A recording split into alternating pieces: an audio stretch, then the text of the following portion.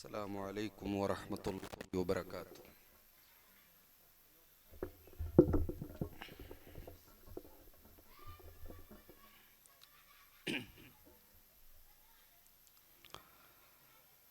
الحمد للہ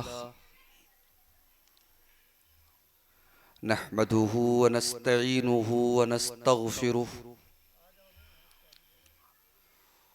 ونعوذ باللہ من شرور انفسنا ومن سیئات اعمالنا من يهده الله فلا مضل له ومن يضلل فلا هادي له واشهد ان لا اله الا الله وحده لا شريك له واشهد ان محمدا عبده ورسوله يا ايها الذين آمنوا اتقوا الله حق تقاته ولا تموتن الا وانتم مسلمون يا ايها الناس اتقوا ربكم الذي خلقكم من نفس واحدة وخلق منها زوجها وبث منهما رجالا كثيرا ونساء واتقوا الله الذي تساءلون به والأرحام إن الله كان عليكم رقيبا يا أيها الذين آمنوا اتقوا الله وقولوا قولا سديدا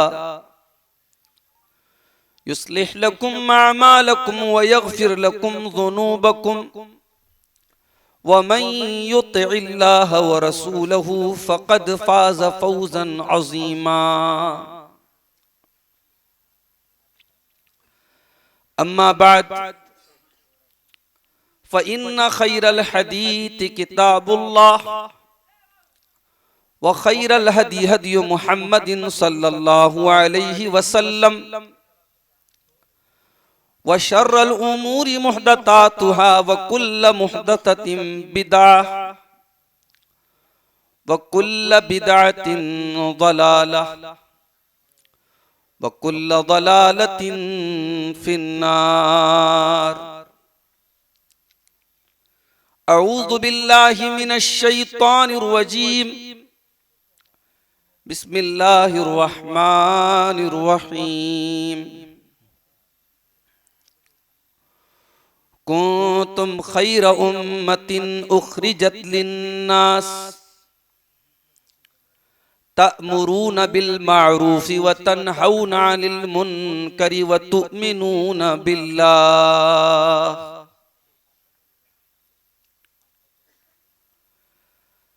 ہمارے انتہائی محترم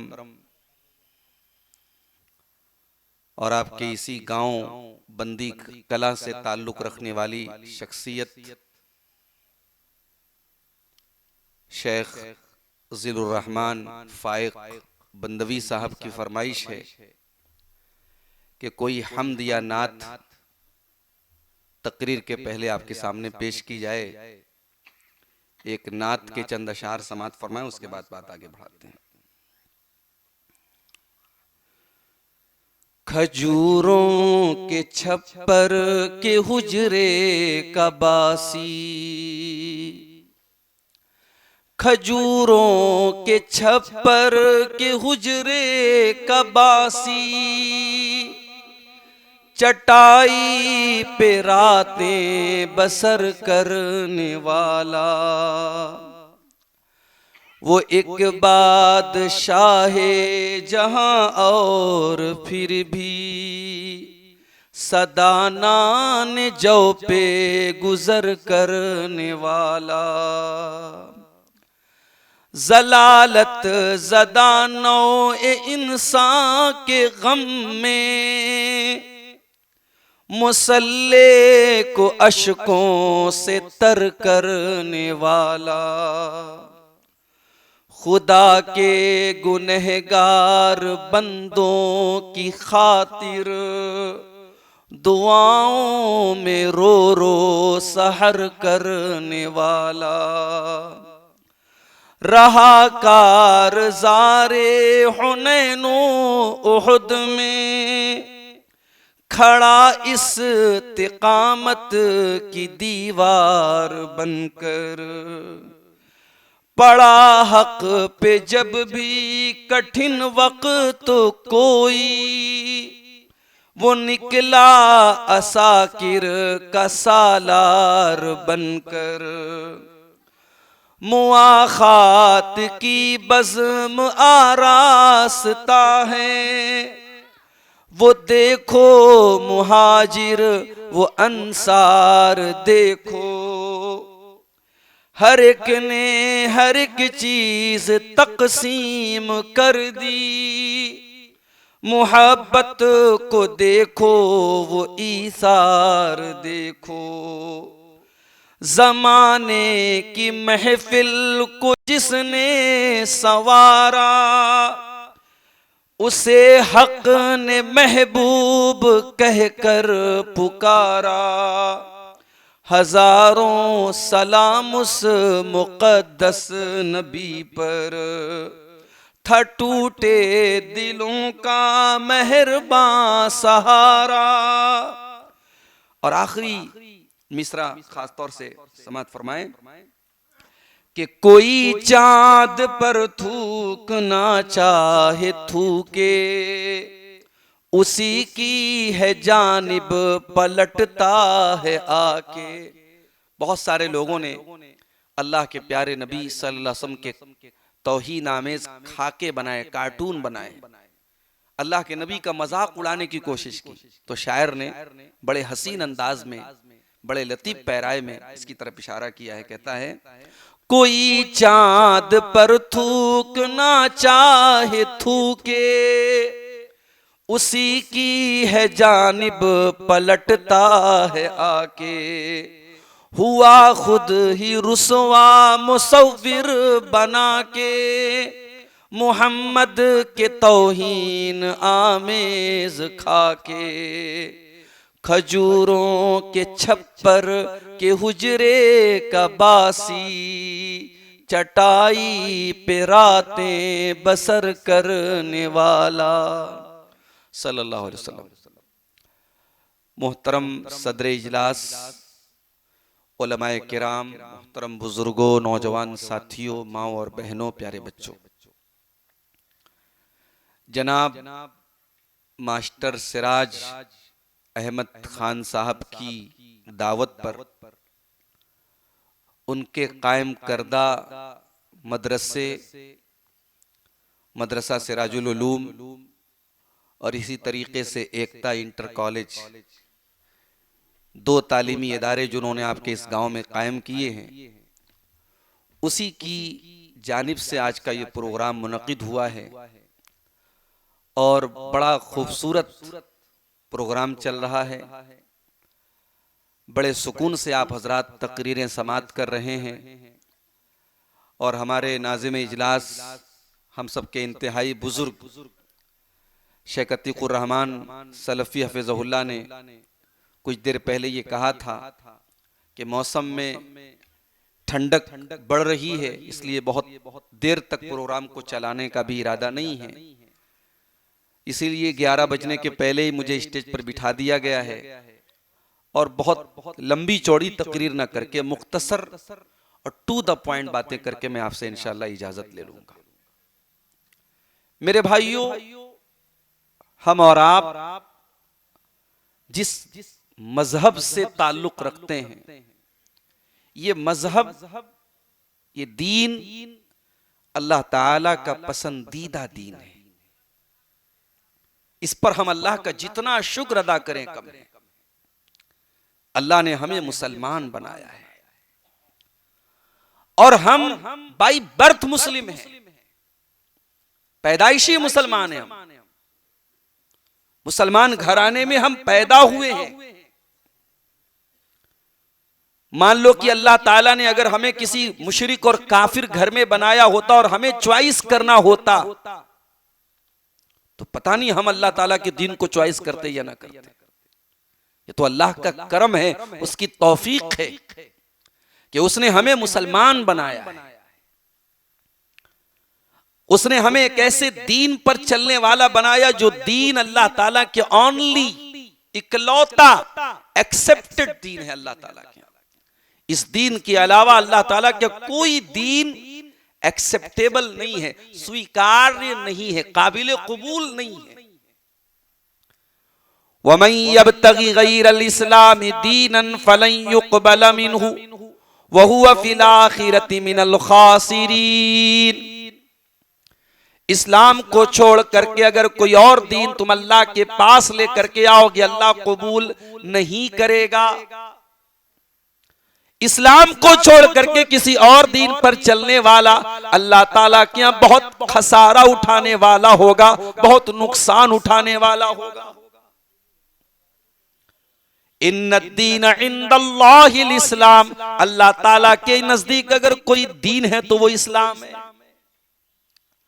کل قیامت کے دن ایک انسان زمین بھر کے سونا اگر اللہ کے پاس لے کے آ جائے اور اللہ کی بارگاہ میں وہ ریکویسٹ کرے، گزارش کرے، درخواست کرے کہ اے اللہ میں زمین بھر کے سونا لے کے آیا ہوں، میں ارب پتی انسان ہوں، میں کھرب پتی انسان ہوں، میں بہت دولت والا ہوں، میں زمین بھر کے سونا لے کے آیا ہوں اے اللہ، لیکن میں مسلمان نہیں ہوں، میں کافر ہوں، میں مشرک ہوں، لیکن میں زمین بھر کے سونا لے کے آیا ہوں. اے اللہ تو زمین بھر کے سونا لے لے اور مجھ کو جہنم کی آگ سے بچا لے. اللہ کیا فرماتا ہے؟ ان الذین کفروا وماتوا وهم کفار فلن يقبل من احدهم ملء الارض ذهبا. زمین بھر کے سونا بھی اگر تم لے کے آ جاؤ، تمہارے پاس اتنی دولت آ جائے کہ زمین بھر کے سونا بھی تم قیامت کے دن اللہ کی بارگاہ میں لے کے آ جاؤ، اگر تم ایمان پر نہیں مرے ہو، اگر توحید پر تمہارا خاتمہ نہیں ہوا ہے، مسلمان ہو کر کے تم نہیں مرے ہو، تو اللہ تعالیٰ کیا تم جہنم کی آگ سے نہیں بچ سکتے. اسی لیے اللہ ہم سے صرف یہ مطالبہ نہیں کرتا کہ ہم مسلمان رہیں، اللہ ہم سے یہ بھی مطالبہ کرتا ہے وَلَا تَمُوتُنَّ إِلَّا وَأَنْتُمْ مُسْلِمُونَ. تمہیں موت نہ آئے مگر اسلام کی حالت میں. وہ اسلام ہمیں ملا ہے میرے پیارے ساتھی. آج آپ دیکھ لیں دوسرے مذاہب کی تعلیمات کو اور اپنے دین اسلام کی تعلیمات کو آپ دیکھیں اور فرق دیکھیں کہ اللہ کے دین میں اور بندوں کے بنائے ہوئے مذاہب میں اور ادیان میں کتنا فرق ہے. کہیں کوئی پیڑ کی عبادت کر رہا ہے، کہیں کوئی گائے کا پیشاب پی رہا ہے، کہیں کوئی ننگا رہنے کو عبادت سمجھ رہا ہے، کہیں شرمگاہ کی عبادت ہو رہی ہے، کہیں عورتیں ننگی ہو کر کے کسی چیز کا طواف کر رہی ہیں، کسی چیز کی عبادت کر رہی ہیں، کہیں انسان کے آگے سجدہ کر رہا ہے، کہیں ندی کے آگے ہاتھ جوڑا جا رہا ہے، کہیں سورج کے آگے ہاتھ جوڑا جا رہا ہے. الغرض جتنے مذاہب ہیں دنیا میں، ان کے یہاں آپ کو بہت ساری ایسی چیزیں ملیں گی کہ آپ کو دیکھ کر کے افسوس ہوگا. لیکن اللہ تعالیٰ نے ہمیں اور آپ کو اسلام جیسی نعمت سے، وہ بھی فری میں، اس اسلام کو پانے کے لیے ہم نے کوئی قربانی نہیں دی. جس اسلام کو پانے کے لیے، حاصل کرنے کے لیے صحابہ نے جان دے دی، مال قربان کیا، بچے قربان کیے، گھر بار قربان کیا. یہ اسلام ہمیں فری میں ملا ہے، یہ ایمان ہمیں فری میں ملا ہے. اس لیے اس ایمان کی قدر میرے پیارے ساتھیوں ہم اور آپ نہیں کرتے. اس ایمان کی قدر کب محسوس ہوگی؟ جب اللہ تعالیٰ اس ایمان کی بدولت ہم کو جنت میں داخل کرے گا انشاءاللہ. جب جنتی جنت میں جائیں گے تو وہاں جا کے کیا کہیں گے؟ وَقَالُوا الْحَمْدُ لِلَّهِ الَّذِي هَدَانَا وَقَالُوا الْحَمْدُ لِلَّهِ الَّذِي هَدَانَا لِهَذَا وَمَا كُنَّا لِنَهْتَدِيَ لَوْلَا أَنْ هَدَانَا اللَّهُ. اے اللہ، اے مالک، تیرا شکر ہے، تیرا کرم ہے، تیری کرپا ہے، تیری مہربانی ہے کہ تو نے ہمیں اسلام کی نعمت سے نوازا. ہماری اوقات نہیں تھی، ہماری حیثیت نہیں تھی، ہمارے بس میں نہیں تھا، ہمارے بس میں نہیں تھا کہ ہم اس ہدایت کو قبول کرتے. تو یہ تو تیری توفیق ہے کہ تو نے ہمیں ہدایت کی نعمت سے نوازا ہے. اسی لیے وہ اللہ تعالی ہمیں قرآن میں یہ دعا کرنے کا بھی حکم دیتا ہے، ربنا لا تزغ قلوبنا بعد اذ ہدیتنا وہب لنا من لدنک رحمہ انک انت الوہاب۔ اے اللہ، اے مالک، اے پروردگار، جب تو نے ہم کو ہدایت کی نعمت سے نوازا ہے تو ہدایت پر آ جانے کے بعد اب دوبارہ ہمارے دلوں کے اندر کوئی کجی پیدا نہ ہو، کوئی ٹیڑھا پن نہ پیدا ہو، کوئی گمراہی نہ پیدا ہو۔ اے اللہ، اس ہدایت پر ہم کو جمع کر کے رکھنا، ثابت قدم رکھنا، استقامت عطا کرنا۔ یہ دعا سکھائی گئی قرآن کے اندر۔ ہم اس دین کے ماننے والے ہیں میرے ساتھی۔ ہم کون ہیں؟ وی آر دا مسلم، ہم مسلمان ہیں۔ ہم اس کمیونٹی سے تعلق رکھتے ہیں جس کمیونٹی کو، جس سماج کو اللہ تعالیٰ نے قرآن میں دا بیسٹ کمیونٹی کا خطاب دیا، خیر امت کہا اللہ تعالیٰ نے۔ مگر ہاں، اللہ تعالیٰ نے ہمیں اور آپ کو خیر امت کہا تو ہماری رسپانسبلٹی، ہمارا کرتویہ کیا ہے، ہماری ذمہ داری کیا ہے، ہمارا فرض کیا ہے، وہ بھی اللہ نے بتا دیا۔ کنتم خیر امت اخرجت للناس، اے مسلمانوں تم دنیا کی سب سے بہترین امت ہو، تمہیں انسانوں کے لیے برپا کیا گیا ہے، نکالا گیا ہے، پیدا کیا گیا ہے۔ تم مانوتا کو کچھ دینے کے لیے دنیا میں آئے ہو۔ تامرون بالمعروف، تم نیکیوں کا حکم دیتے ہو، وتنہون عن المنکر، تم برائیوں سے منع کرتے ہو، روکتے ہو، وتؤمنون باللہ، اور تم اللہ تعالیٰ کے اوپر ایمان رکھتے ہو۔ قرآن کا دوسرا پارہ اٹھائیے، دوسرا پارہ اسٹارٹ ہو رہا ہے۔ اللہ تعالیٰ قبلہ بدلنے کا حکم دے رہا ہے۔ تقریباً 16-17 مہینے مسلمانوں نے مدینہ کے اندر نماز بیت المقدس کی طرف چہرہ کر کے پڑھی تھی۔ اب حکم دیا جا رہا ہے کہ اب تم اپنا چہرہ خانہ کعبہ کی طرف کر کے نماز پڑھو۔ یہودیوں نے مذاق اڑایا،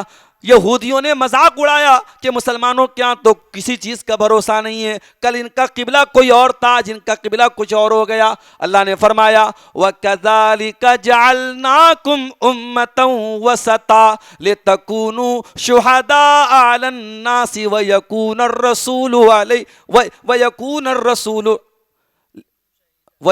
الرَّسُولُ عَلَيْكُمْ شَهِيدًا۔ اے مسلمانوں، ہم نے تم کو دنیا کی سب سے بہترین امت بنایا، سب سے اچھی امت بنایا۔ کیوں بنایا؟ تاکہ کل تم دنیا کے تمام انسانوں کے اوپر گواہ بن جاؤ اور رسول تمہارے اوپر گواہ بن جائیں۔ ہمارا قبلہ بھی سب سے بہتر اور ہم دنیا کی سب سے بہترین امت، یہ اللہ تعالیٰ نے قرآن کے دوسرے پارے میں سورہ بقرہ میں ارشاد فرمایا۔ ہمیں جو دین دیا، اس دین کے بارے میں اللہ نے کیا اعلان کیا؟ وَمَا جَعَلَ عَلَيْكُمْ فِي الدِّينِ مِنْ حَرَجٍ، ہم نے تم کو جو دین عطا کیا اس دین کے اندر کوئی تنگی نہیں ہے، کوئی دقت نہیں ہے، کوئی پرابلم نہیں، کوئی سمسیا نہیں، کوئی سمسیا نہیں۔ اس دین کے اندر سمسیاؤں کا نوارن ہے، پرابلمز کا سولوشن ہے، مسائل کا حل ہے۔ یہ دین کسی طریقے کی سمسیا نہیں ہے، اس دین کے اندر کوئی پرابلم نہیں ہے۔ ہمارا دین آسان دین ہے۔ سچویشنز کے حساب سے اللہ تعالیٰ نے ہمیں آسانیاں دی ہیں۔ بنارس سے میں تقریباً 135 کلومیٹر کا سفر طے کر کے آپ کے بیچ میں آیا۔ الگ ضلع ہو گیا آپ کا، مئو ضلع میں بندی کلا کا یہ گاؤں تعلق رکھتا ہے اس کا۔ اب میں سفر کر کے آیا ہوں، یہاں آ کے مجھے نماز پڑھنی تھی، عشاء کی نماز۔ میں نے 4 رکعت کے بجائے 2 رکعت پڑھی۔ 4 رکعت نماز کو شارٹ کر دیا گیا، قصر کرنے کا حکم دیا گیا کہ بھائی آپ مسافر ہیں، چلو آپ کو ایک سہولت دی گئی، آپ قصر کر لیجئے۔ سفر میں آپ مغرب اور عشاء کی نماز کو ایک ساتھ جمع کر لیجئے، ظہر اور عصر کی نماز کو ایک ساتھ جمع کر لیجئے، سہولت دی گئی آپ کو۔ سردی کا موسم آیا، موزہ آپ نے پہنا ہوا ہے، چاہے وہ چمڑے کا خفین ہو، چاہے وہ کپڑے کا جوربین ہو، کوئی بھی موزہ آپ پہنے ہو، اگر موزہ پہنے ہیں وضو کر کے آپ، تو سفر میں 3 دن تک آپ اس پر مسح کر کے نماز پڑھ سکتے ہیں، اور اپنے گھر میں 1 دن تک، 1 دن اور 1 رات آپ مسح کر کے، یعنی موزہ اتارنے کی ضرورت نہیں ہے۔ اگر آپ نے وضو کر کے پہنا ہے موزہ تو آپ وضو کریں اور موزے پر مسح کر لیں، پیر دھونے کی، موزہ اتارنے کی ضرورت۔ یہ سہولتیں دی گئی ہمارے دین کے اندر۔ پانی استعمال نہیں کرنے کی طاقت ہے، کوئی مسئلہ نہیں، تیمم کر کے نماز پڑھ دو۔ کھڑے ہو کے نہیں پڑھ سکتے کوئی مسئلہ نہیں، بیٹھ کے پڑھ لو، بیٹھ کے نہیں پڑھ سکتے لیٹ کے پڑھ لو. ہماری شریعت آسان شریعت ہے، اور ہم اس نبی کے ماننے والے ہیں جو نبی سارے نبیوں کے سردار اور سارے نبیوں کے امام جناب محمد الرسول اللہ صلی اللہ علیہ وسلم ہیں. سوال یہ ہے میرے بھائیوں، ہمارا دین سب سے بہتر، ہمارے نبی سب سے بہتر، اور ہم سب سے بہترین امت، اور آج سب سے ذلیل بھی ہم ہیں، سب سے خوار بھی ہم ہیں، سب سے زیادہ پریشان بھی ہم ہیں، سب سے زیادہ ہمارے ہی جان و مال پر خطرے ہیں، ہماری عبادت گاہوں کو خطرے. کیوں یہ حالات کیوں ہیں؟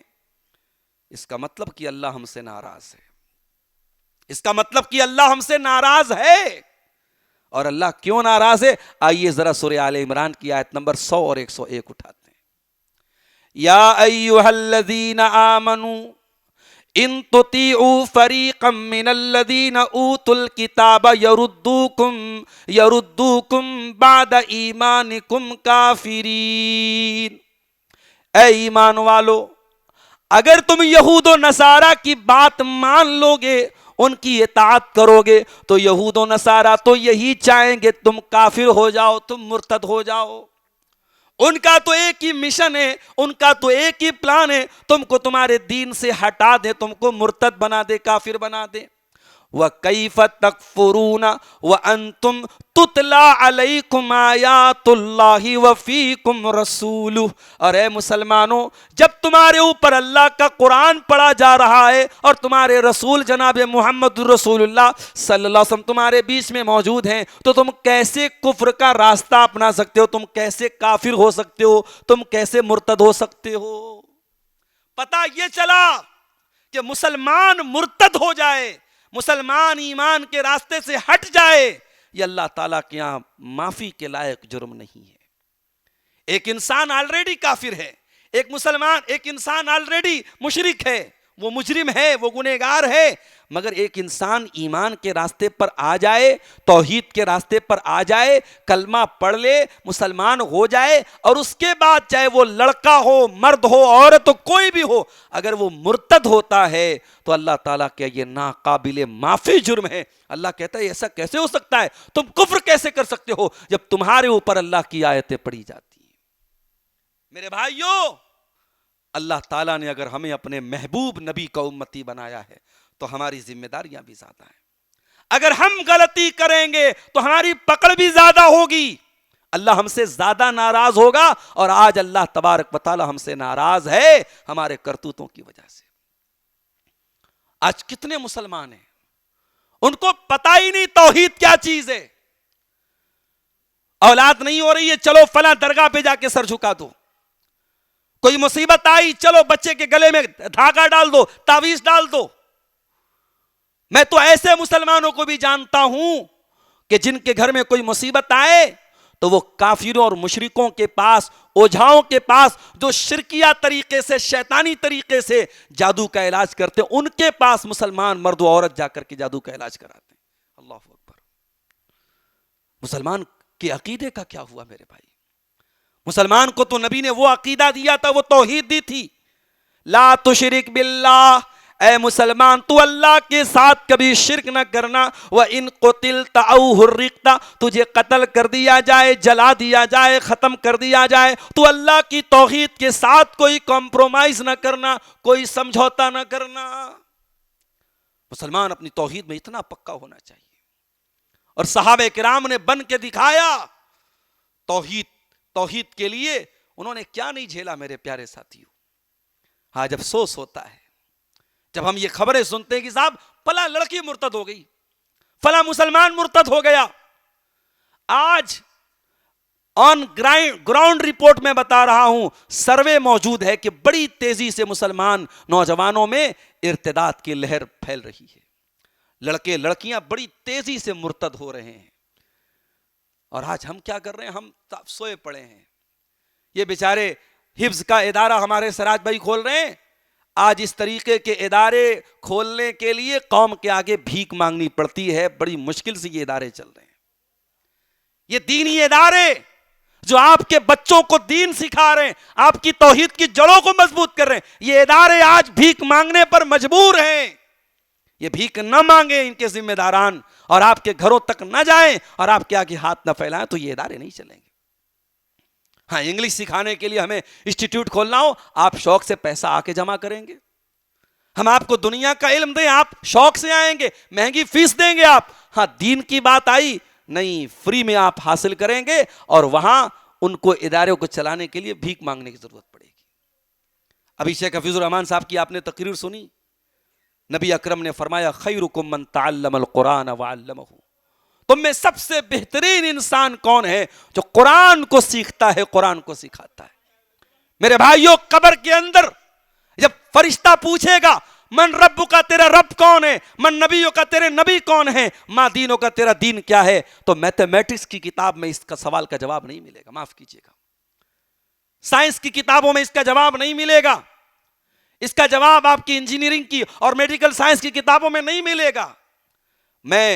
میں بالکل بھی یہ نہیں کہہ رہا ہوں کہ آپ دنیا کی تعلیم حاصل نہ کریں، میں کسی بھی طریقے سے آپ کی دنیاوی تعلیم کی اہمیت کو گھٹانے کی بات نہیں کر رہا ہوں، اس کی اہمیت اپنی جگہ ہے، مگر اصل علم تو قرآن و حدیث کا علم ہے میرے بھائی، اصل علم تو اللہ تعالیٰ کی توحید کا علم ہے، اصل علم تو کتاب و سنت کا علم ہے، وہ علم آپ نے کتنا حاصل کیا۔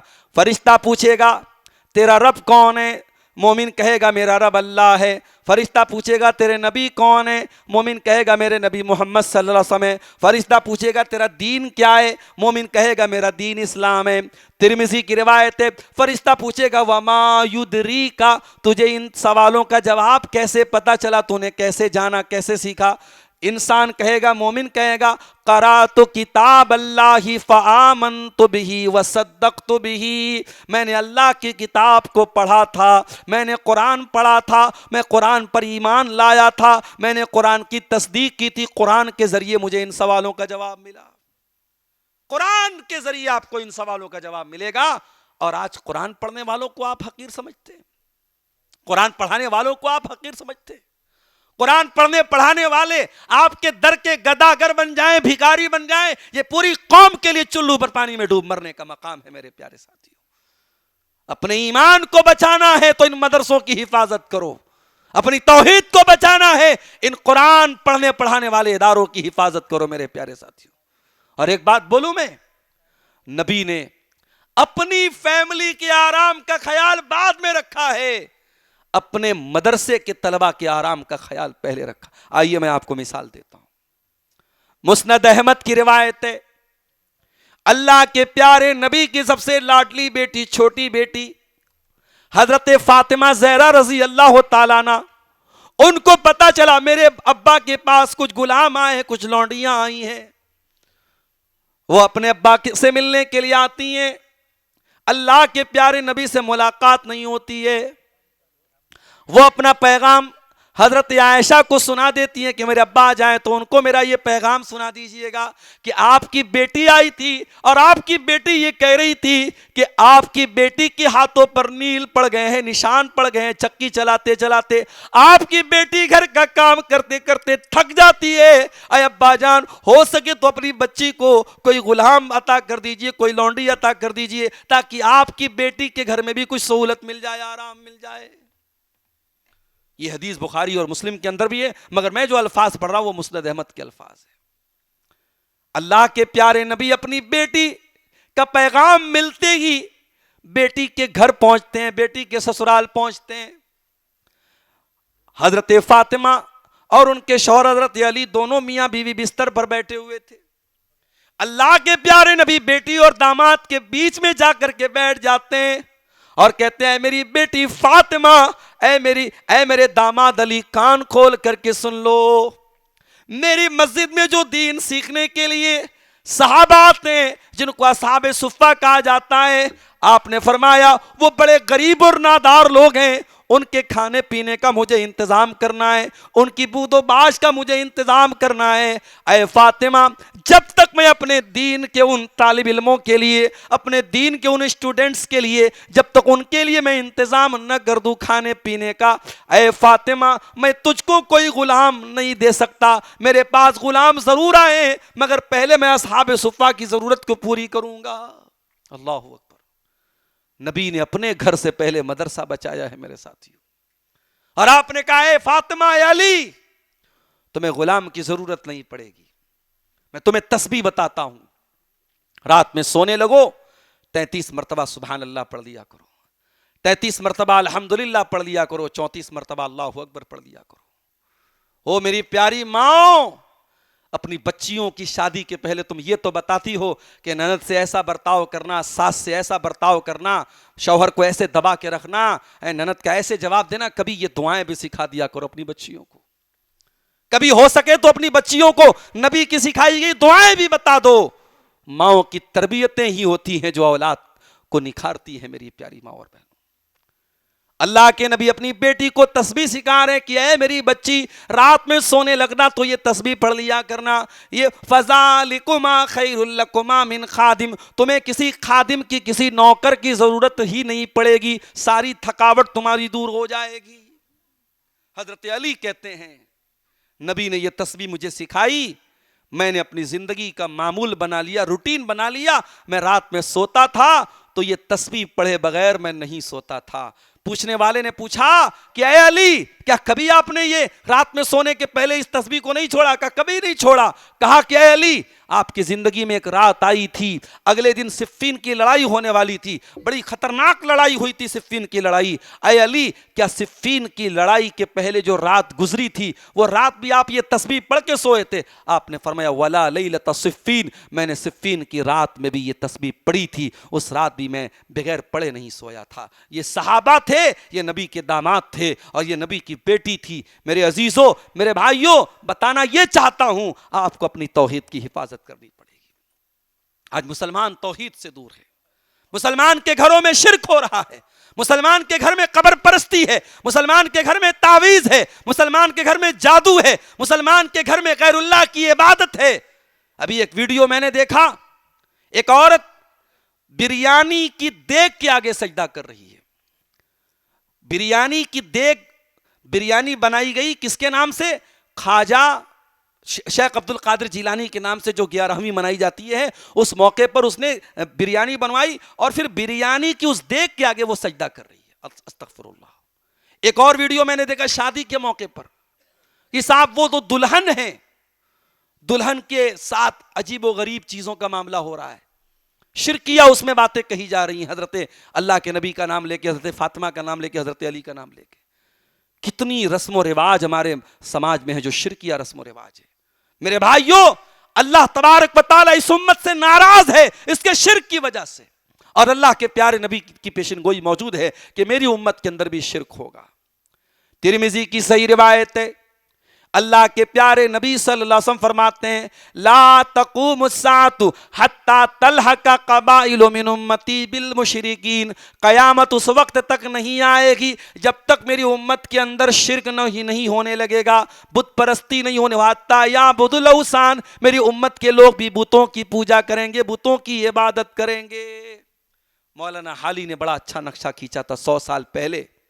مولانا حالی نے 100 سال پہلے نقشہ کھینچا تھا اور آج 2025 میں ہم بیٹھے ہیں, آج بھی لگ رہا ہے کہ مولانا حالی آج کے دور کو دیکھ کر کے یہ نقشہ پیش کر رہے ہیں. کیا کہا تھا؟ کرے غیر گربت کی پوجا تو کافر, کواکب میں مانے کرشمہ تو کافر, جھکے آگ پر بہرے سجدہ تو کافر, جو ٹھہرائے بیٹا خدا کا تو کافر, مگر مومنوں پر کشادہ ہے راہیں, پرستش کریں شوق سے جس کی چاہیں, نبی کو جو چاہیں خدا کر دکھائیں, اماموں کا رتبہ نبی سے بڑھائیں, مزاروں پہ جا جا کے نظریں چڑھائیں, شہیدوں سے جا جا کے مانگے دعائیں, نہ توحید میں کچھ خلل اس سے آوے, نہ اسلام بگڑے نہ ایمان جاوے.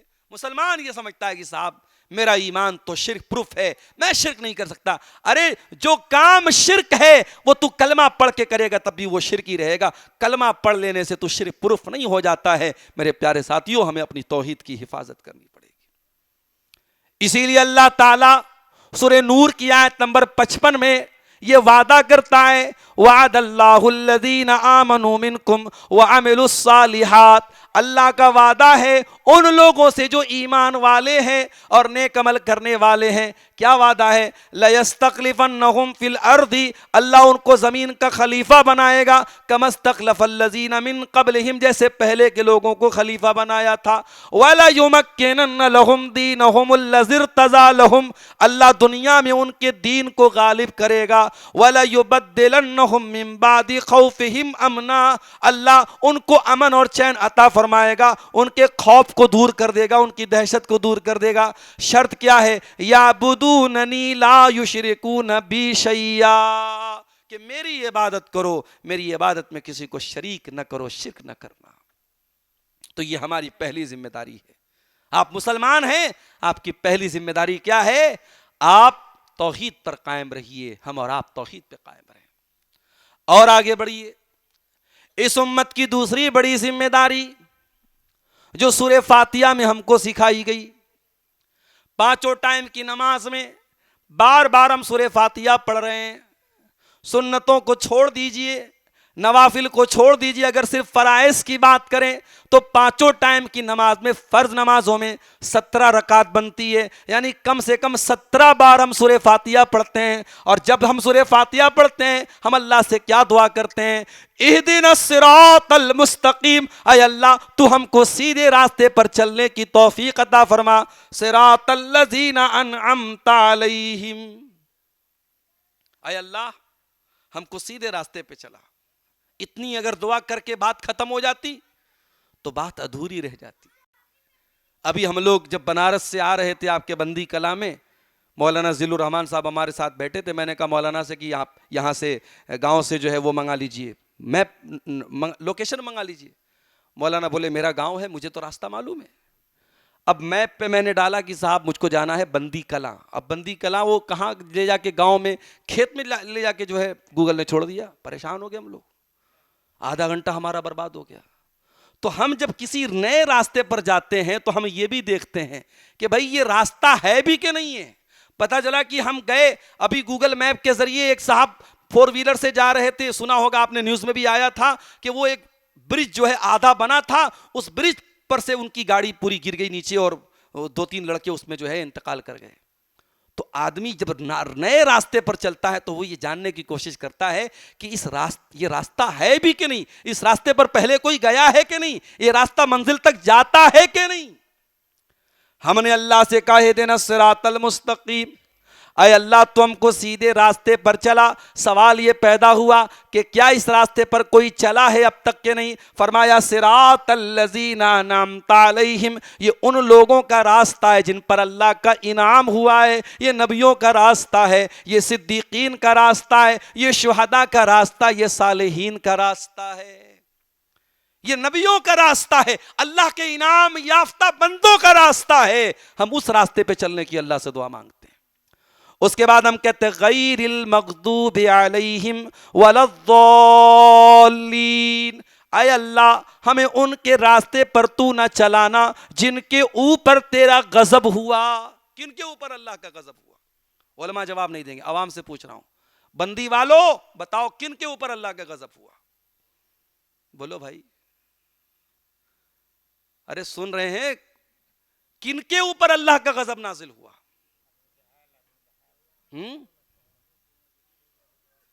یہود و نصارہ. کسی بچے نے شاید جواب دیا ہے، ماشاءاللہ. یہودیوں پر اللہ کا غضب نازل ہوا. کیوں بھائی؟ کیا کرائم کیا تھا یہودیوں نے؟ یہودی تو نبیوں کی اولاد تھے نا، بنی اسرائیل تھے. وہ اسرائیل کس کو بولتے بھائی؟ اسرائیل کس کا نام ہے؟ یعقوب علیہ السلام کا نام. انہی کی نسل تھی یہ یہودی، اور آج بھی جتنے یہودی ہیں انہی کی نسل سے ہیں. ہمارے ہاں صاحب نسل کی بڑی اہمیت ہے. ہم سید ہیں صاحب، ہم خان ہیں، ہم انصاری، ہم منصوری ہیں. ہم اپنی برادری پر بڑا ناز کرتے ہیں.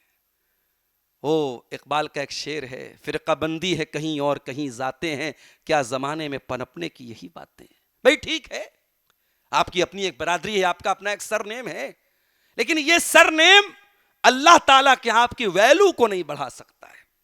اگر آپ کو یہ لگتا ہے کہ آپ کے سر نیم نے آپ کے مقام کو بلند کر دیا، تو ابو لہب کا سر نیم بھی بہت اونچا تھا بھائی. وہ تو نبی کے خاندان، نبی کا چچا تھا ابو لہب. ابو لہب نبی کا چچا تھا، اور قرآن جب تک پڑھا جاتا رہے گا تبت یدا ابی لہب، ابو لہب کے دونوں ہاتھ ٹوٹ جائیں، برباد ہو جائے، ہلاک ہو جائے، ابو لہب پر لعنت ہوتی رہے گی۔ پتہ یہ چلا سرنیم میٹر نہیں کرتا، برادری میٹر نہیں کرتی، خاندان میٹر نہیں کرتا، اللہ کیا عمل، ایمان اور عقیدہ میٹر کرتا ہے۔ میرے بھائیوں آپ غور کریں، بنی اسرائیل کون ہے؟ اسرائیل کی اولاد ہے، یعقوب علیہ السلام کی اولاد ہیں، مگر جب انہوں نے کرائم کیے، پاپ کیے، اللہ کے نبیوں کا قتل کیا، انہوں نے حرام کھانے لگے، سود بیاج کھانے لگے، اور حرام جانوروں کا گوشت کھانے لگے، بہت سارے انہوں نے کرائم کیے، تو کیا ہوا؟ ضربت علیہم الذلۃ والمسکنۃ وباءوا بغضب من اللہ، ذلیل کر دیے گئے۔ یہ یہودی کل بھی ذلیل تھے، آج بھی ذلیل ہیں۔ ٹھیک ہے انہوں نے ایک چھوٹا سا ملک دھوکے سے بنا کر کے اس کو طاقتور بنایا ہے، مگر یہ جملہ لکھ کے رکھنا، آج نہیں تو آنے والی نسلیں دیکھیں گی یہ مغضوب علیہم قوم ہے، یہ ذلیل تھی اور ذلیل ہے اور ذلیل رہے گی۔ ان کو جب بھی سہارا ملا ہے، دنیا کی سپر پاورز کا سہارا ملا ہے، ان کے سہارے پر یہ اچھلے ہیں، مگر ہر دور میں یہ بہت ذلیل رہے ہیں۔ تو کیوں ذلیل ہوئے یہ؟ یہودیوں کا کرائم کیا تھا؟ اس کو نوٹ کر لیجئے، یہودیوں کے ہاں علم تھا، عمل نہیں تھا۔ وہ عالم تھے، تورات کا علم تھا ان کے پاس، علم تھا، نالج تھی، نالج پر عمل نہیں تھا۔ اگر آپ کے پاس بھی یہ چیز ہے کہ علم ہے اور عمل نہیں ہے تو یاد رکھو یہ وہی جرم ہے جو مغضوب علیہم قوم کا تھا، جو یہود و نصارہ کا جرم تھا، جو یہودیوں کا جرم تھا۔ اسی لیے اللہ تعالیٰ قرآن کے پہلے پارے میں یہودیوں کو خطاب کر کے کہتا ہے اتامرون الناس بالبر وتنسون انفسکم وانتم تتلون الکتاب، اے یہودیو تم کس منہ سے لوگوں کو نیکی کا حکم دیتے ہو جبکہ تم خود اس نیکی کے کام کو نہیں کرتے ہو؟ تم تو تورات کو پڑھنے والے ہو، تم اللہ کی کتاب کو پڑھنے والے ہو، تم لوگوں کو نیکی کا حکم دیتے ہو اور خود وہ کام نہیں کرتے ہو۔ قرآن کے پہلے پارے کی آیت ہے، اور قرآن کے 28ویں پارے میں اللہ نے ہم سے اور آپ سے کہا یا ایھا الذین آمنوا لم تقولون ما لا تفعلون، اے ایمان والو وہ بات تم کیوں کہتے ہو جو کرتے نہیں ہو؟ کبر مقتا عند اللہ ان تقولوا ما لا تفعلون، اللہ تعالیٰ کے یہاں بہت بڑا جرم ہے کہ تم وہ بات کہو جو کرتے نہیں ہو۔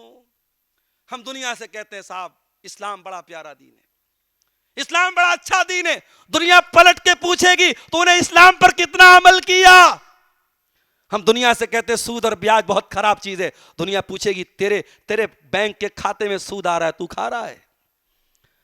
ہم دنیا سے کہتے ہیں شراب بڑی خراب چیز ہے، دنیا شراب کے اڈوں پہ مسلمانوں کی تصویر دکھا کے کہے گی اے مسلمان تو شراب کو حرام کہتا ہے، تیری قوم شراب پیتی ہے۔ ہم دنیا کو قرآن کی آیت پڑھ کے سنائیں گے وَلَا تَقْرَبُوا الزِّنَا، زنا کے قریب نہ جانا، اور ہوٹلوں میں پائی جانے والی برقع نشین لڑکیوں کو دکھا کر کے دنیا کہے گی اے دنیا کو پاک دامنی کا درس دینے والوں اور زنا سے روکنے والوں، زنا کا کون سا اڈا ہے، زنا کی کون سی جگہ ہے جہاں تیری قوم کے لڑکے لڑکیاں نہیں پائے جاتے؟ میرے بھائیو کون ایسا مسلمان ہے جو نہیں جانتا کہ زنا حرام ہے، جو نہیں جانتا کہ شراب حرام ہے، جو نہیں جانتا بیاج حرام ہے، جو نہیں جانتا دھوکہ دھڑی حرام ہے، جو نہیں جانتا حقوق العباد میں کوتاہی کرنا حرام ہے؟ ہم سب جانتے ہیں، علم ہے عمل نہیں ہے۔ اگر علم ہے اور عمل نہیں ہے تو ہم سورہ فاتحہ میں جو دعا کر رہے ہیں نا غیر المغضوب علیہم، ہم اس دعا کا خود ہم اس کی مخالفت کر رہے ہیں۔ ہم اللہ سے تو کہہ رہے ہیں کہ اے اللہ ان کے راستے پر مت چلا جن کے اوپر تیرا غضب ہوا، لیکن ہم انہی کے راستے پہ چل رہے ہیں جن کے اوپر اللہ کا غضب ہوا۔ اسی لیے اللہ کے پیارے نبی فرماتے ہیں لا تزول قدم ابن آدم من عند ربہ یوم القیامہ، قیامت کے دن کوئی انسان اپنی جگہ سے ہل بھی نہیں پائے گا جب تک 5 سوالوں کا جواب نہ دے دے۔ وہ 5 سوالوں کا جواب عبد الغفار کو بھی دینا پڑے گا، میرے بھائیوں آپ کو بھی دینا پڑے گا، مدرسے کے پڑھے ہوئے انسان کو بھی دینا پڑے گا، اسکول اور کالج کے پڑھے ہوئے انسان کو بھی دینا پڑے گا۔ لا تزول قدم ابن آدم، ہر آدم کے بیٹے کو بیٹی کو جواب دینا پڑے گا۔ پہلا سوال ان عمرہ فی افنا، کہ تو نے اپنی زندگی کو کہاں گزارا، ساری زندگی کا تو حساب دے، ساری زندگی کا تو حساب دے، تو نے اپنی زندگی کو کہاں گزارا۔ دوسرا سوال وعن شبابہ فی ما ابلا، میرے بندے تیری زندگی میں جو جوانی کا دور آیا تھا، جو طاقت کا دور آیا تھا، جو انرجی کا دور آیا تھا، جس دور میں تو اللہ تعالیٰ کو راضی کر سکتا تھا، دوڑ سکتا تھا، تو محنت کر سکتا تھا، اس زندگی کو جوانی کے دور کو تو نے کہاں گزارا؟ او سوشل میڈیا پر اپنی جوانی کو برباد کرنے والے میرے نوجوانوں، او نشے میں ڈوب کر کے اپنی زندگی کو برباد کرنے والے میرے نوجوانوں، او حرام ریلیشن شپ میں مبتلا ہو کر کے اپنی جوانی کو برباد کرنے والے میرے نوجوان بھائی اور میری بہنوں، اللہ تعالیٰ آپ سے سوال کرے گا وَعَن شَبَابِهِ فِيمَا أَبْلَىٰ، تو نے اپنی جوانی کو کہاں گزارا؟ تیسرا سوال وَعَن مَالِهِ مِنْ أَيْنَ اكْتَسَبَهُ، تو نے مال کہاں سے کمایا؟ اور چوتھا سوال وَفِيمَا أَنفَقَهُ، تو نے کہاں خرچ کیا؟ اور پانچواں سوال ہوگا وَمَاذَا عَمِلَ فِيمَا عَلِمَ، جتنی معلومات تم کو تھی، جتنی نالج تم کو تھی، جتنا علم تمہارے پاس تھا، اس علم کے اوپر تمہارا عمل کتنا تھا؟ اگر علم ہے اور عمل نہیں ہے تو مغضوب علیہم کا طریقہ یہودیوں کا طریقہ ہے۔ اس کے بعد ہم سورہ فاتحہ میں کیا کہتے ہیں؟ وَلَضَّالِّينَ، اے اللہ ہمیں ان کے راستے پر بھی تو نہ چلانا جو بھٹک گئے، جو گمراہ ہو گئے، یعنی عیسائیوں کے نصرانیوں کے راستے پر نہ چلانا۔ عیسائیوں کے یہاں عمل تھا مگر علم نہیں تھا، وہ علم کے بغیر عمل کرتے تھے۔ ان کے یہاں بہت سارے عبادت کے طریقے سے تھے جو اللہ کے بتائے ہوئے طریقے نہیں تھے، انہوں نے من مرضی اپنے من کا وہ طریقہ بنا کر کے رکھا تھا۔ میرے پیارے ساتھیوں، اس لیے قرآن بار بار ہم سے کہتا ہے کہ یہود و نصارہ کے طریقے پر نہ چلو، علم ہو تو عمل بھی ہو، اور عمل ہو تو علم کی روشنی میں ہو۔ اسی لیے جہاں عمل ہے مگر علم کے بغیر ہے، وہاں بدعت پنپتی ہے، وہاں خرافات پنپتی ہے۔ شب برات کا تہوار منایا جا رہا ہے، اسی طریقے سے 12 ربیع الاول کو جلوس نکالا جا رہا ہے، محرم کے تعزیے نکالے جا رہے ہیں، بہت سارے ایسے کام کیے جا رہے ہیں جن کو دین اور شریعت اور ثواب سمجھ کے کیا جا رہا ہے، حالانکہ نہ نبی نے وہ کام کیا ہے، نہ صحابہ نے وہ کام کیا ہے، نہ قرآن میں مینشن کیا گیا ہے، نہ حدیث میں مینشن کیا گیا ہے۔ اور جب دلیل سامنے والے سے پوچھو تو آئیں بائیں شائیں کرتا ہے۔ ابھی حلوے کی بڑی مضبوط دلیل ایک ویڈیو میں ایک صاحب نے بھیجی، میرے پاس ویڈیو آیا، ایک مولوی صاحب تقریر کر رہے تھے، بولے یہ پوچھتا ہے کہ حلوہ کہاں لکھا ہے، حلوہ کون سی کتاب میں لکھا ہے؟ ارے حلوہ کتاب میں نہیں ملے گا، حلوہ تو کڑھائی میں ملے گا، حلوہ تو برتن میں ملے گا۔ پبلک ہنسنے لگی، ماشاءاللہ سبحان اللہ۔ میرے بھائی، اس طریقے کی چٹکلے بازی سے ہم دین ثابت کر رہے ہیں، شریعت ثابت کر رہے ہیں، اللہ ہمیں معاف کرے۔ میرے بھائیو یاد رکھو، بدعت بہت بڑا کرائم اور بہت بڑا جرم ہے۔ بدعت کہتے اس عمل کو ہیں جس کو دین اور ثواب سمجھ کر کے کیا جائے اور اس عمل کی کوئی دلیل قرآن و حدیث میں موجود نہ ہو، اس کو بدعت کہتے ہیں۔ اور اللہ کے پیارے نبی اپنے ہر خطبے میں کہتے تھے وَكُلُّ مُحْدَثَةٍ بِدْعَةٍ، ہر دین میں نیا نکالا گیا کام بدعت ہے، وَكُلُّ بِدْعَةٍ ضَلَالَةٍ، اور ہر بدعت گمراہی ہے، اور ہر گمراہی جہنم کی طرف لے کے جاتی ہے۔ تو علم ہو تو عمل بھی ہو، اور عمل ہو تو علم کی روشنی میں ہو۔ اللہ سے دعا کیجیے اللہ ہم کو علم اور عمل دونوں کی توفیق عطا فرمائے۔ اور آگے بڑھیے، اس امت کی ایک اور ذمہ داری ہے۔ اس امت کو اللہ تعالیٰ نے اجتماعیت کا حکم دیا تھا۔ قدم قدم پر ہماری امت کو اللہ تعالیٰ نے آپس میں جڑنے کا حکم دیا تھا۔ رمضان کا مہینہ آ رہا ہے، ساری امت کو حکم دیا گیا کہ روزہ کھولنے کا ایک ہی ٹائم ہے، سورج غروب ہو جائے تو روزہ کھول لو، 1 منٹ کی تاخیر کرنے کی بھی اجازت نہیں دی۔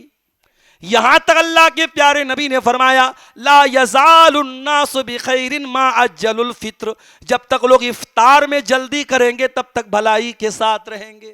یعنی افطار کا ٹائم ہو جائے، سورج غروب ہو جائے، جلدی سے افطار کر لو۔ ساری دنیا کو ایک ہی وقت پر افطار کرنے کا حکم کیوں دیا گیا؟ تاکہ اجتماعیت پیدا ہو، اجتماعیت، یونٹی پیدا ہو۔ 5 ٹائم کی نماز اکیلے بھی تو پڑھی جا سکتی تھی، انڈیویزولی بھی تو پڑھی جا سکتی تھی، مگر جماعت سے پڑھنے کا حکم کیوں دیا گیا؟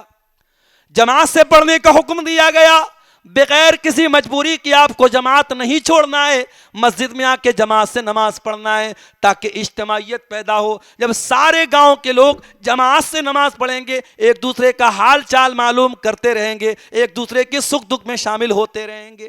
کیوں فرمایا اللہ کے نبی نے مسلمان کا مسلمان پر 6 حق ہے۔ اذا لقیتہ فسلم علیہ، جب مسلمان سے ملاقات ہو تو سلام کرو، جب مسلمان تم سے کوئی مشورہ مانگے تو صحیح مشورہ دو. جب مسلمان چھینکے الحمدللہ کہے تو جواب میں تم یرحمک اللہ کہو. جب مسلمان بیمار ہو جائے تو تم عیادت کرو. جب مسلمان کا انتقال ہو جائے تو جنازے میں شامل ہو جاؤ. یہ حق کیوں بتایا گیا؟ تاکہ اجتماعیت پیدا ہو.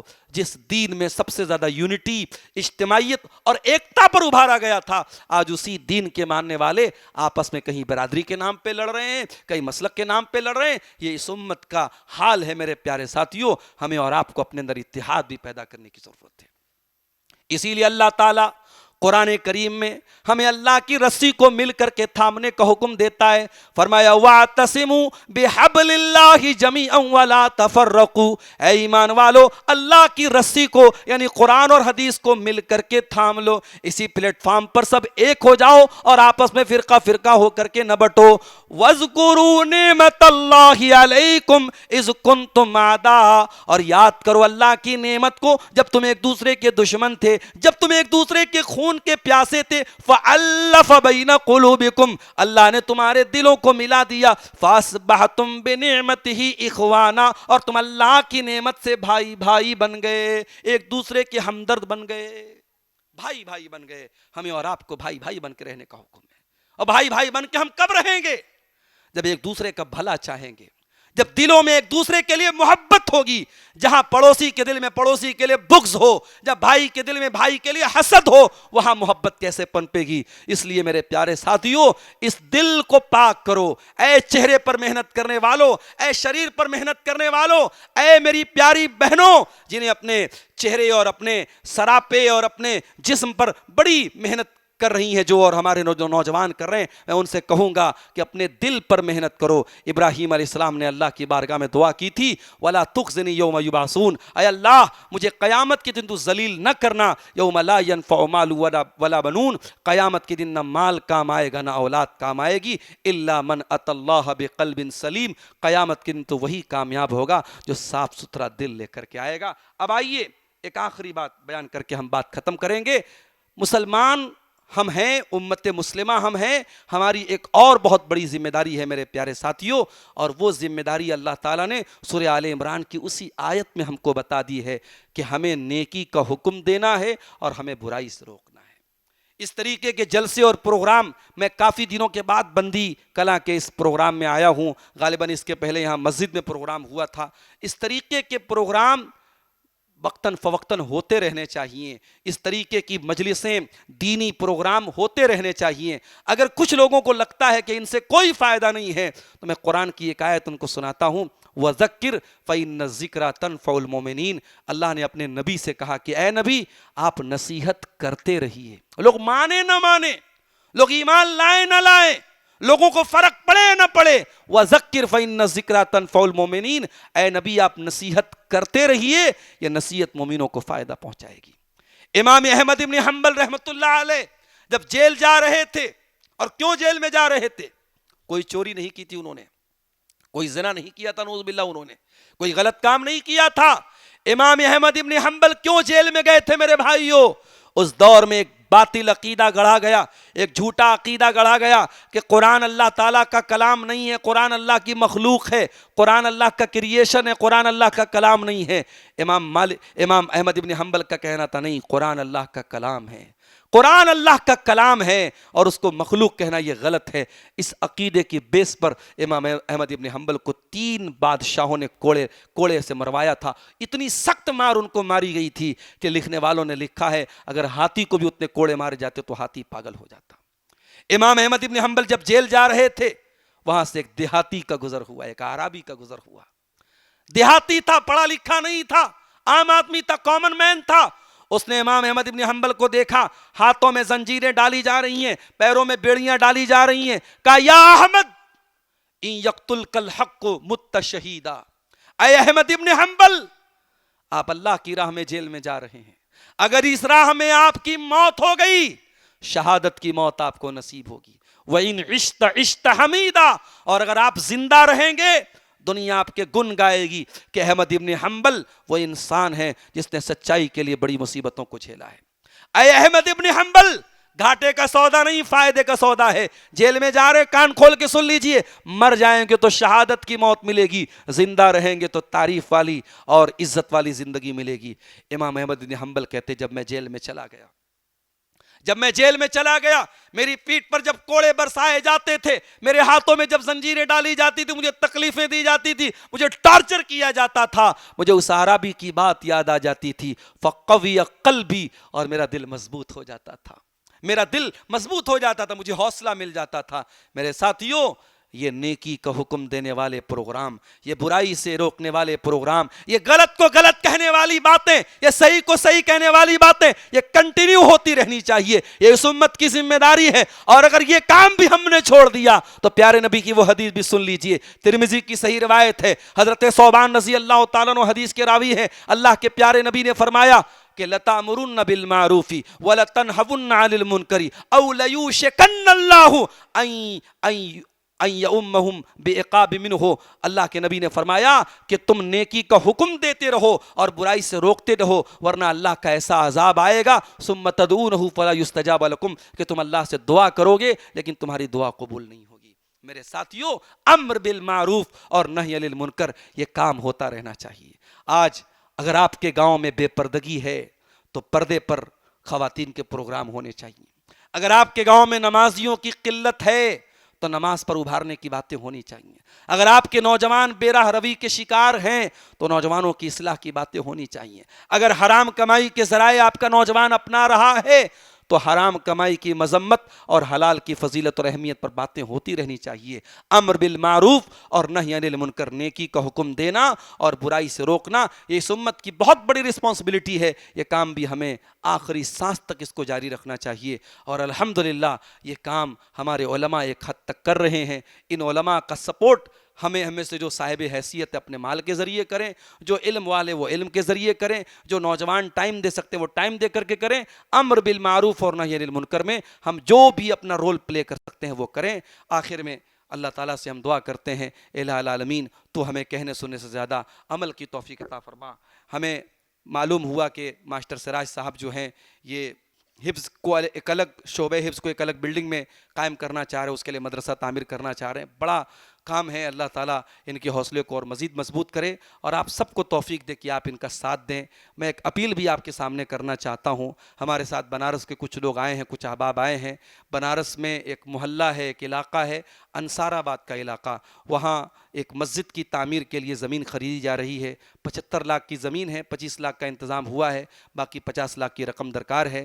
اس کے لیے ابھی ہم لوگ 2-4 دن پہلے مئو بھی گئے تھے. اور جہاں بھی جن اللہ کے بندوں کو اللہ تعالیٰ توفیق دے رہا ہے اس میں تعاون کر رہے ہیں. میں چاہتا ہوں کہ بندی کلاں کا یہ علاقہ، اگرچہ یہ ایک گاؤں ہے، ایک چھوٹا سا علاقہ ہے، مگر یہاں سے جو بھی ہو سکے، وہاں کے بھائی آئے ہیں یہاں، آپ اپنا جو بھی تعاون ہے وہ پیش کریں. انشاءاللہ ایک اجتماعی رسید بنا کر کے آپ کے ذمہ داروں کے حوالے کر دی جائے گی اور اس ثواب میں انشاءاللہ آپ شامل ہو جائیں گے. ہم اللہ سے دعا کرتے ہیں رب العالمین ہم سب کو نیکی کے کاموں میں بڑھ چڑھ کر کے حصہ لینے کی توفیق عطا فرمائے. اللہ ہم کو خیر امت کی جو ذمہ داریاں اور فرائض ہیں ان کو انجام دینے کی توفیق عطا فرمائے. رب العالمین ہمارے نوجوانوں کی اصلاح فرما دے، ہماری ماؤں بہنوں کی اصلاح فرما دے. مجھے بڑی خوشی ہوئی، پہلے بھی میں بندی آیا تھا، آج بھی لوگوں نے بتایا کہ یہاں ماشاءاللہ جمعہ کی نماز میں عورتوں کے لیے پورا انتظام ہے پردے کا، اور عورتیں بھی بڑی تعداد میں مسجد میں آتی ہیں جمعہ کی نماز میں، اور انشاءاللہ رمضان میں شاید تراویح کی نماز بھی آتی ہوں گی. یہ جذبہ اور شوق ہمارے اس گاؤں کی اگر عورتوں کے اندر ہے، ہم مزید دعا کریں گے ان کے حق میں.